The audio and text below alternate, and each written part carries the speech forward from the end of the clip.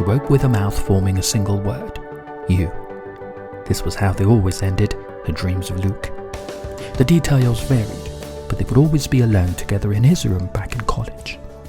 Two people still in their teens, asking their first questions, sharing their first jokes. Kate noticed the freckle on her knee showing through his ripped jeans, his ready smile, the way he tilted his head when he listened. The 28-year conversation was a few hours old. The first night of their first week. This was the beginning.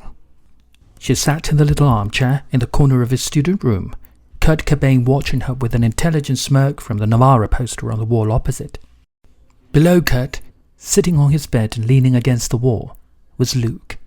Similarly slim but darker, unbleached, and with a face that had seen less trouble. He was jiggling his foot off the edge of the bed.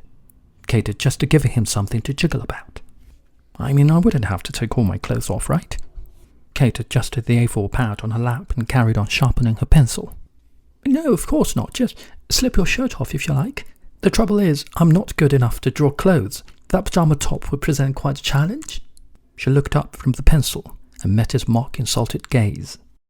It's not a pajama top, he said, slightly pouting. It's a granddad shirt. Ah, yes, of course. Kate smiled. The blue and grey stripy cotton things with 4 open buttons at the top that definitely doesn't look like you're wearing pyjamas. Luke pinched the top of the shirt to one side and frowned at it. Yes, it's possible. He nodded like a barrister. It's possible that there's a resemblance with... Abruptly, he glanced up at her. Hang on, where did you get that pencil sharpener from? This is my room, isn't it? Kate stopped turning the pencil and took a breath. No, not yet. Let's not wake up yet. The intrusion of logic threatened to end the dream too soon. She felt the beginning of a rise towards consciousness, but resisted by talking. She wanted to stay right here, in this room, in this moment. She wanted to stay here forever. It's my pencil sharpener. I carry it around everywhere in case I run into a boy I want to seduce. Luke stopped jiggling his foot. I'm being seduced, am I? Certainly. Why do you think I told you to strip? You don't think I can actually draw, do you? Luke looked around his room with a mixture of surprise and excitement. To be honest, yes, I did think you would at least make a token effort. Kate put the drawing materials to one side and moved over to sit beside him on the bed. And what was going to happen after I'd made a token effort? She ran her hand slowly over the shoulder of his shirt, her fingers tracing the V-shape of the top buttons, down to where they met the sprinkling of chest hair. She knew this body like no other.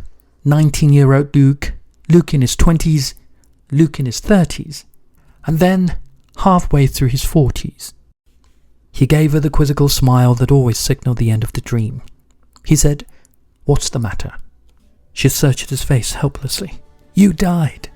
He took her hand and gently said, "I know, my love. I know. But you have to wake up. Can't. Don't want to. Can't. You can, sweetheart. Rise. Go to the doctor. You're still young. The tumour's tiny now. They can take it out. You can..." "Kate, my love," he said, "it's too late."